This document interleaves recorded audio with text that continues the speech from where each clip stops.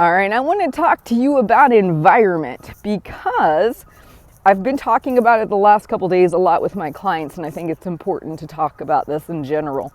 I don't have any more willpower or strength than any other person. I just don't.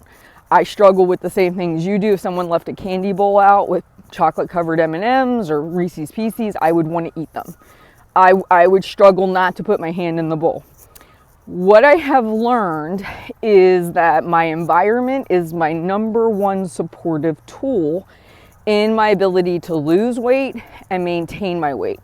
So I have, over time, trial and error, figured out what things I should not have in my house in certain formats.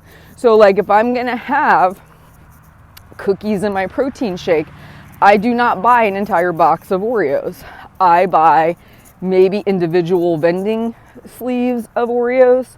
I might buy individual 100 calorie packs of cookies, but I do not buy multiple serving things. Even for my kids, I don't, because I know that's hard for me. I know that there is a difference in how I eat food when it's individually packaged versus when it's in a normal family size bag or container.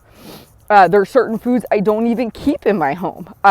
Not because I think I would binge on them anymore, but just because they get to be greasy foods over time. So I just don't do it. And I keep my environment super supportive of what I want to do. I keep the fruits and vegetables out and accessible right there by my pantry door. I keep the vegetables accessible. Your environment matters very much. And I was having a conversation with a client yesterday. She has a boyfriend who's into bodybuilding and in great shape.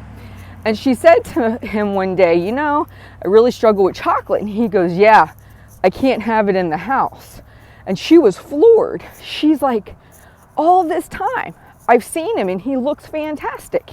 And I've thought to myself, he must just be really good at eating certain things and not struggle with food. And here he admitted to me, he struggles with chocolate like I do. And I said, yeah, the only difference between you and him, because she was like, you know, in my mind, I kept trying to find ways to keep it in the house. I said, the only difference between you and him, he has learned through time that he doesn't do well with keeping chocolate in the house. He's made a firm boundary for himself just to say, I don't bring chocolate into the house. And he's accepted it. He's kind of like, just as if he probably was allergic to peanut butter. He wouldn't purchase peanut butter and bring it into the house. But it doesn't mean he can't go out and have chocolate, mind you. It just means that he can't keep it in the house where it's easily accessible. Whatever is physically closest to you, like in a proximity standpoint, you will eat. It's been proven by science. They've researched it up one side and down the other. Literally, how far the bowl away from you is will greatly dictate if you go for seconds. Like, we're very, I'm gonna use air quotes, lazy when it comes to eating and really monitoring that kind of stuff. We go for what's most accessible. We don't necessarily think about it. And a lot of things we just do habitually.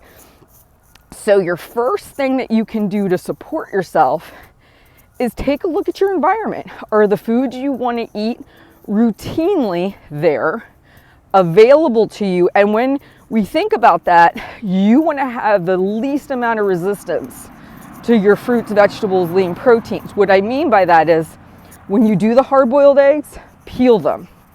Because if you think to yourself, oh, I need a snack, I'd have to peel those hard-boiled eggs, you probably won't eat them. There's a level of resistance there.